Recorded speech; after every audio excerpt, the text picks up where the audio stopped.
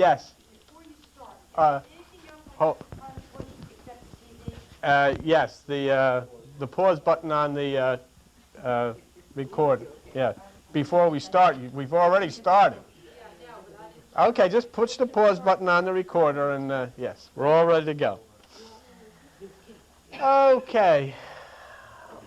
That was great. I wanted to share with you tonight something that Joseph Campbell taught in one of his lectures, and it has to do with the dollar bill. And we brought you a photostatic copy of a dollar bill, which is worthless, obviously.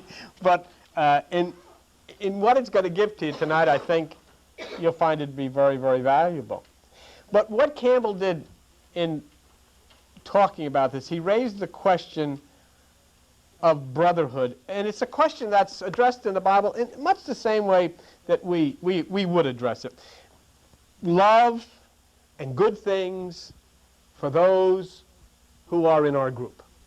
Love and good things for those who are a part of our group, but no concern for anybody else. No concern for those who are not part of our group. I mean, all you have to do to see that in action is join a church, and they'll just love you. They'll love you with the love of the Lord. They'll love you in Jesus' name, provided you don't leave. Once you leave, and then go to another church, and then it's over. And we've had that happen, because Joan and I, in the early days, used to visit different churches. And at that period, I worked for cable television and had access to television camera. And I used to televise some churches service, and they loved us. I mean, pastors would take us to dinner and all of that stuff until we left, and then it ends. It absolutely ends. Nobody wants any part of you anymore. But let's take a look at a couple of scriptures, and I want you to see what's being said here, to try to balance brotherhood and love. Take a look at page 160 in those little Bibles. Maybe Mike could, all right, you can run back and get them. But take a look at page 160 in those little Bibles, and the rest of you go to the book of Deuteronomy. All right? And I want you to look with me, and let's see where some of this comes from. In Deuteronomy, on page 160 in that little Bible, Deuteronomy chapter 5, okay? Page 160. Deuteronomy chapter 5 and verse 17. What's it say? Thou shalt not kill. All right? Good. That's a good, let's write that down, because that's something that obviously would come from God. Thou shalt not kill. Now, while you're at Deuteronomy chapter 5, go to page 161, the very next page, and you go to Deuteronomy chapter 7. Deuteronomy chapter 7 and verse 1. When the Lord your God shall bring you into the land where you go to possess it, and has cast out the many nations before the Hittites, Gershites, Amorites, blah, blah, blah, blah, blah. Verse 2, and when the Lord your God shall deliver them before you, you shall smite them. That word smite means hurt. And utterly destroy them. You shall make no covenant with them, nor show mercy unto them. Here in one breath, thou shalt not kill, and in the next breath, cut the head off. And don't even worry about who they are, how old they are, whether they're nice or they're not nice, just kill them. Okay? Interesting. Now, is this the same God? And is this the same God who spoke up through Jesus Christ and said, when Peter said, how many times shall I forgive? And he says, forgive 7 times 70. In other words, forgive an unending number of times. That's brotherhood, see? That's the real brotherhood. That's what countries should be built upon, the brotherhood that says, forgive 7 times 70. I mean, forgiveness just pours out of you. But you'll find that the church applies the Old Testament style. It depends what group you belong to. Thou shalt not kill is fine, as long as you stay in the group. But if you're a Hittite or a Pershite or a Girgashite, it's okay. See, that's exactly what's being said there. And that's basically, you see, the word, when you discuss these Girgashites and Hittites, the word is Gentile. And the word Gentile means an outsider. And as you just saw, the rules of mercy do not apply to an outsider, do they? You just saw it. Just covered with you. Thou shalt not kill those who are part of the group, but those who are the outsiders, and in those days they called them the Girgashites and the Parasites and the Parasites, and everything. Those slit their throat and show them no mercy. Can you imagine for a moment the God who created the rose and puppy dogs and pussycats and saying, don't show anybody any mercy? But Jesus Christ comes along in the New Testament and he says, you got to forgive 7 times 70. So there's really something wrong here, isn't there? Really something wrong. In trying to understand mythology and trying to understand stories with symbolic overtones, Joseph Campbell describes myths as stories about gods. Very interesting. Stories about gods. The gods, however, that you read about are functions in your own body and in nature. That's the beautiful part of it. See, where religion has a difficult time with it. You shall not have strange gods. You can't. There's only one God. But they don't realize that these are just symbolic words that are describing various aspects that are alive within your body and within your mind. And there are also myths that deal with the social order. So you have, according to Campbell, you have myths about gods that are actually myths about you, and you have myths about the social order that you live in, all represented by gods and by nature of various kinds. But the biblical myths, the biblical myths never ever deal with nature. They always deal with the social order. Because in religion, in Christianity, nature is condemned. That which you live in, nature is condemned. You never, ever, ever find yourself going into a church and being spoken to about the sea or the beasts of the field or animals, or they're just not into that. Christianity has no place for nature. Nature is actually thought of as evil. Did you ever listen to the gospel songs that they'll sing? I can't wait to get out of this old world. I'm just passing through. I'm going up to a higher place. And where would you want to go? There is not one person that if they had the opportunity to go would want to go. I would go to any church and I'd say, look, I got this sealed gold envelope and it's from Jesus Christ. And he said he wants you to consider being with him tomorrow in heaven. All you got to do is kill yourself. Now, how many people?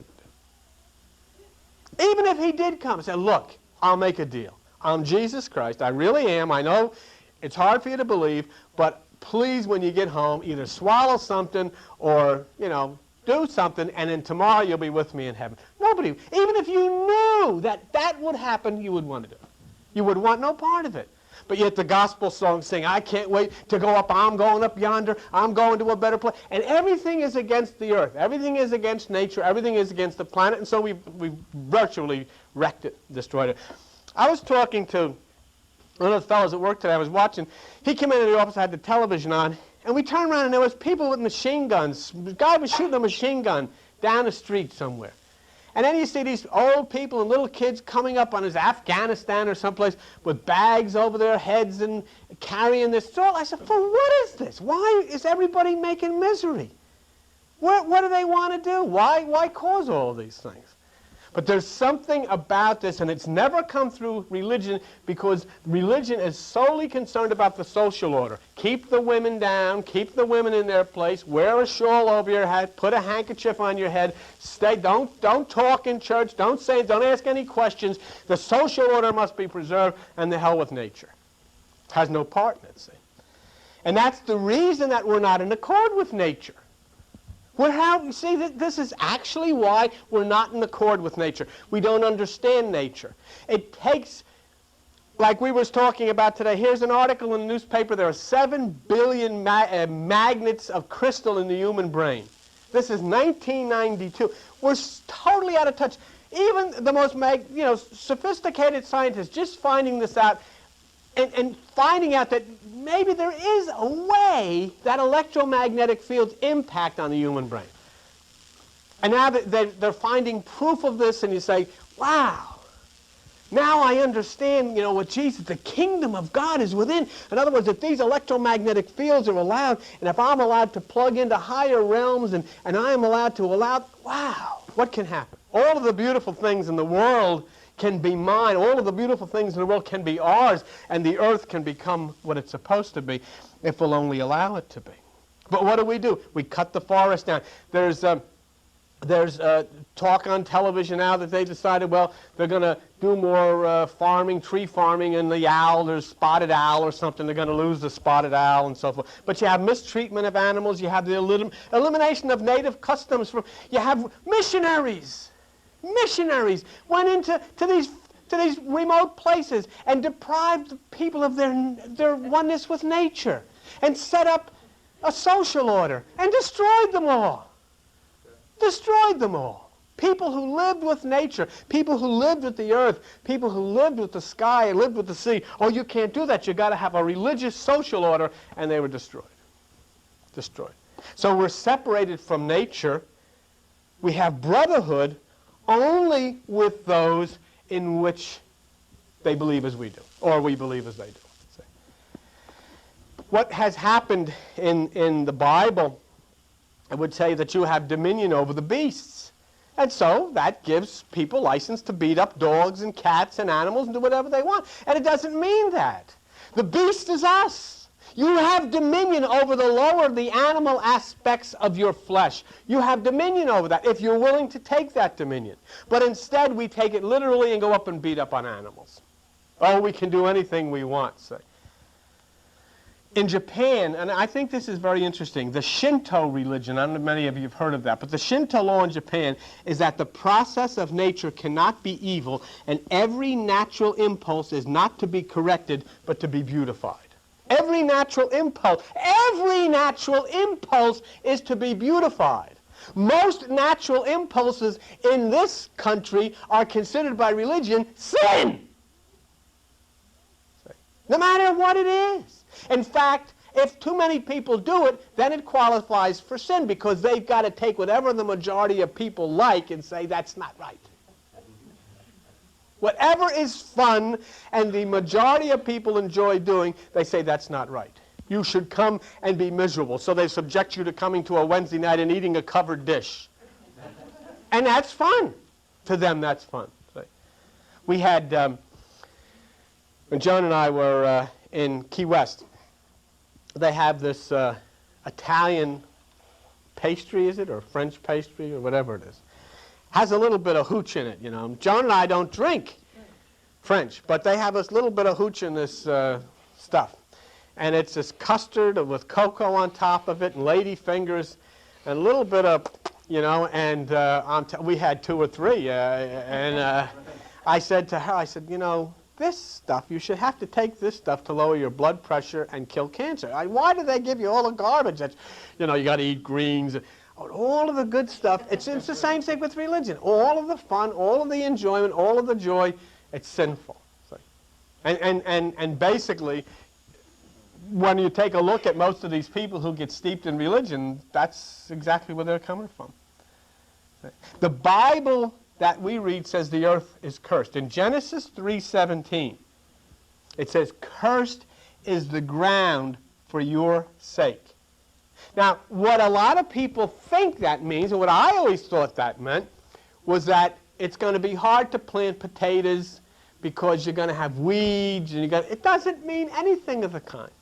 Cursed is the ground for your sake means because of you, you're going to have all kinds of trouble understanding and bringing out of your mind those things that are right. You're going to have stress, you're going to have aggravation, you're going to have sweat, you're going to have tension for your sake because you chose to live over there in the weed field instead of living in the garden in the east. And it is that way. No matter what you try to do, it gets screwed up. Everything that I got figured out, forgot that. Everything goes kaput. Everything. Doesn't make any difference. And sooner or later it catches up. I was reading today. A guy says, just imagine if sister, you had everything that you wanted to have. Everything, Rose. Everything you've always wanted. All you had to do was just sit and enjoy it. And I was reading the works of a Sufi. One day I'm going to teach a Sufi. And he said, this would be heaven. You don't have to sweat. You don't have to work. Just enjoy these things every day. Enjoy it over and over and over. And pretty soon I'm bored with this. What else is there? Nothing. Enjoy it over. And then before you know it, heaven is hell. And then one day I'm walking in my heaven, and I see across the canyon people doing something different. What are they doing? I don't know, but it's not what we did. Between me and getting to them is hell and aggravation. I'm going through anyhow because I want to know what's going on over there. That's the way it is. And you continue to do because you've got to learn. You've got to know. And that's life's experience. There is the bitter and there is the sweet. And you've got to drink from both of them. Oh, you'll never know which one is bitter and which one is sweet. And that's basically, and so you come back to earth and back to earth to learn the lessons of life. Learn the lessons of life. And this is it. So God says, I create evil because he creates energy. And we use it and we screw it up and it becomes evil. And we use it and it's used properly, it becomes good. But these are the things then we have to learn. Cursed is the ground for your sake means you've made your bed, you're going to sleep in it. Whatever it may be. However it may be. And so what we've got to do is we've got to turn away from tribal beliefs. Or as Carl Jung said, turn away from the collective consciousness and start to individuate, start to become an individual, start to allow your dreams to come true, start to express them, and when you make decisions, which I do all the time, and they screw up, which many of mine do, you say, it was not a mistake, it was a creation that displayed to me something that doesn't work. So now that's out of the way. I don't have to worry about that anymore. I didn't make a mistake. I simply tasted the bitter, so I know what the sweet is. And I can just go on now and move upwards. No mistakes. Never made a mistake. No errors of any kind whatsoever. Just ways that we created so that we could understand. And the creation was not mine. The creation was God's anyhow. So how could he make a mistake? Because he dwells here, and so we learn these things. And that's a good way to learn. We've got to identify not with a group. Okay? Do not identify with the church. Do not identify with religion. Do not identify with a country. Do not identify with a nationality. Do not identify with a government. Identify with the planet. See? We changed his song. Remember the guy who wrote God Bless America? We changed God bless the universe long may it. This is what you've got to begin to understand. It's all yours, all ours. You know, you've got to be a citizen of the world. You've got to be a citizen of the universe, a citizen of the planet. And there's got to be a family that is everything that is alive, not just people, but the animals and the fish and the birds and all the wonderful things. You got to identify with everything. Let's take a look then at the $1 bill, okay? And I'll show you some of the things on the $1 bill, some things that you may have seen before, some things that you may not have seen before, okay? The beautiful thing about this, the ancient seal, is at the bottom we are separated into the four corners of the universe, or the four corners of the earth, okay? The four sides of the compass are the wide part of the pyramid. But when you rise to the top, everyone is together and the eye of God opens. That's what that means. Down at the bottom, east, west, north, south, everybody is separated. But when we all come to the top, then we are all in a oneness, and the eye of God opens. That's the single eye. That's the single eye. And to realize, see, and this is the beautiful part, to realize that everybody in the universe is capable of touching that eye. Go to page, I don't know what page it's on. Yes, page 781. I want you to go to page 781 in the Bibles. The rest of you go to Matthew chapter 6. Matthew chapter 6. All right? This will be good. This will be a good lesson. It'll be easy for you to see this, and I think it'll be easy for you to understand it too. Matthew chapter 6, and if you're ready. Now, I want you to have the Bible in your left hand, and I want you to have the dollar in your right hand. Or you can have the dollar in your left hand and the Bible in your right hand. Doesn't make a bit of difference. It's going to work either way. Ethel doesn't have them in either hand. Okay. Now you've got the Bible in your left hand. You've got the dollar in your right hand. I want you to look at Matthew chapter 6, verse 22. The light of the body is the eye. If therefore thine eye be single, thy whole body shall be full of light. Will you please look and stare at that dollar bill and see that eye staring back at you?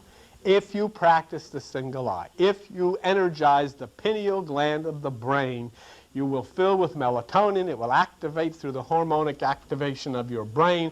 It will activate the right hemisphere, and your body will fill with wisdom and understanding of the truth of the nature of that which we call God. All right? That's interesting. And it's beautiful.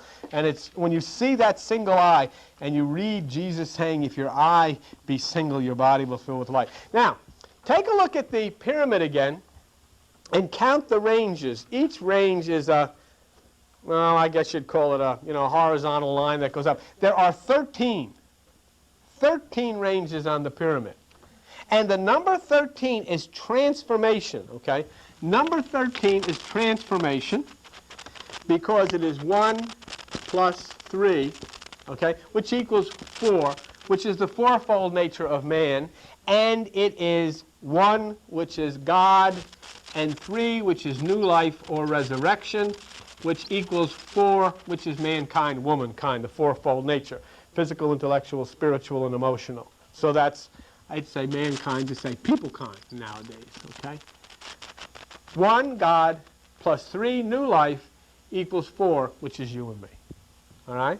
Also, you have 12 disciples and 1 Christ. Comes out to the same way. Also, you have 12 constellations plus 1 sun. Same thing. It's all the same thing. Okay? 12 disciples and 1 Christ, 12 constellations, 12 signs, 1 sun. And so that number of 13 is very, very mystical. That's why it's on there. There were originally 13 colonies. Not a coincidence. Mystical. This whole shooting match was founded on mysticism. And you can't see it any more clear. I'm surprised that the fundamentalist hasn't changed the dollar bill. I really am. How they've ever let, you know the reason they didn't change? Like the book of Revelation. They don't know what it means. They really have no idea what it means, because they would have ripped the book of Revelation out of the Bible a long time ago, especially when it talks about the Kundalini moving up the 7 chakras in Revelation 5:1, but they don't know what it means, so they leave it alone. See? Look at that word over at the bottom of the pyramid. Novus. I hope you've got a dollar bill home. Novus, N-O-V-U-S, Ordo Seclorum. Seclorum. You know what it says? You know what that is? A new order of the world. Or, this is the New Age movement. That's what it means. A new order of the world. And do you think that there may be a little coincidence that the single eye is at the top of that pyramid, and at the bottom it talks of the new order of the world? I mean, a lot of people say I make stuff up, but I may have made this up, but you've got a dollar in your pocket, and you check it out. That's what it means. Look at it over at the top of the pyramid, Inuit Coptis, C-O-E-P-T-I-S, means He has smiled on our activities. He is actually the single eye. Wisdom and understanding smiling down on your activities. The new order of the world, what is it saying to you? He is smiling down on our activities who practice the single eye, which his son said would fill you with light and wisdom and understanding. Right? I'm telling you. Here it is on a dollar bill. I mean, you're a congressman writing bum checks in order to get these things. Look at something here. Want to see something interesting? And a lot of you can relate to this, since you've come to the single eye. You've come to the garden. Look at. Behind the pyramid is a desert. In front of the pyramid is a garden. And the desert is the dark ages, the old ways, and the garden is the flowering that lies ahead of you. See what this is? All mysticism. And all of these people, I think maybe these churches should refuse to accept any more of these in collections because it has so much of this New Age stuff all over it. They can't accept dollars anymore. Of course, they would say only 5s or 20s are allowed. Now let's go over to the other side, the right side. The eagle, which also in mysticism is the bird of Zeus, if you know that. The eagle holds war and peace. Which side holds war? The left side.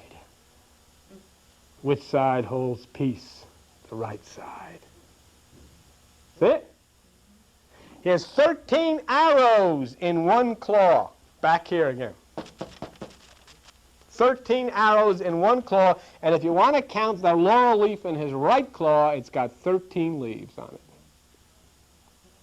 It's the mystical number of transformation. And the eagle is looking towards the leaves of peace, but at the same time holding tightly to the arrows of war. And isn't that us? Yeah. 9 is the number of consciousness, as you know. How many tail feathers? You bet. Understanding, consciousness, 9 tail feathers. And what I'm telling you, my friends, is Eastern mysticism on a $1 bill that many of you are very comfortable with because of the teachings that you have heard here. Over the eagle's head are how many stars? 13. And if you look at them close, you'll see that they form the Star of David. That which is the triangle looking down, Father, Son, and Spirit. That which is humankind reaching up, body, soul, spirit. Body, mind, and spirit. It's all there, isn't it? And there in the very center, that star in the center, which is the source of universal energy, is identified as Om. Always the star in the center is Om. So government, as symbolized on the $1 bill, is very mystical. Governing in unity with the single eye that is oneness of all people at the top of the pyramid. But you know, Joseph Campbell observed, George Washington's last words were, "We should not engage in foreign alliances." And that lasted until World War I, and then we scrapped the Declaration of Independence and joined that which was the conquest of the planet, and we took part in wars. It's interesting. I don't know how many wars that this nation, one nation under God, has been involved in, but it's a lot of them. And when those wars put us on one side of the pyramid, and we suddenly, because of our allegiances, are politically a member of one side of an argument. And that's the way it is. We've always been that way. It doesn't make any difference what was the other side's argument as to why they fought. The point was, we lived here and our side had to be right. We no longer represent the I up there, do we? We represent down at the bottom. We are very firmly entrenched in our separation from peoples all over the world. We don't represent the I. Not with the eye of reason, not with brotherhood, sisterhood, motherhood, and all of that stuff. It's just our group. Brotherhood is Krishna. Brotherhood is Buddha. Brotherhood is Jesus. And what is the answer to all of this? Then the answer is to sacrifice the animal, the lower part, which keeps us from the inner eye, and allow yourself to rise to the point of that single eye. And Campbell makes one last statement that we'll conclude tonight with. He says, what destroys reason is passion. And this is the statement that Joseph Campbell makes that you might want to take out of here. What destroys reason is passion. And the passion of politics is greed. The passion of politics is greed. That's what pulls us to the bottom of the pyramid instead of raising us to the top at the point of the single eye. And so it's an interesting thing to talk about and an interesting thing to share as you look at this very strange mystical symbol on the back of this very capitalist dollar bill and say, my God, of all countries, what is that doing there? And then you start to understand the thought patterns of some of those in the early days who tried to bring about hidden. I was just thinking, the name of our TV program is Hidden Meanings. How more hidden could this be? In everybody's pocket. And there's about a handful that knows that what it means. Maybe not even that. So, in God we trust, it says. Yes, help now, but you can't just get up. Come on, you haven't been on TV in a day or two. Come on, you can get up here. No, she's done very well, incidentally. She got on and sold those pamphlets, the how to deal with born-again Christians, and she did good. We get a lot of orders. And she looked good. She came up. All right. What I wanted to say, of all the denominations of bills, it's on a $1 bill. It could have been on a 5 or a 10 or a 20, but it's on a 1. A 1. Oneness. Good. Yeah. Very good. That's right. That's right. Well, thank you very much for spending your time with us tonight. Or today. When you're done with the tape, send it to the next person as quickly as you can. Send the card back to Mary. And there's a route sheet in your box. Put your route sheet in the box so that the next person will know where they're to send their tape. And Joan was on at the beginning of this program telling you why we need your help and how important it is that you support this work so that we can keep it going. Okay? All right. Well, thank you very much. And if you stay tuned.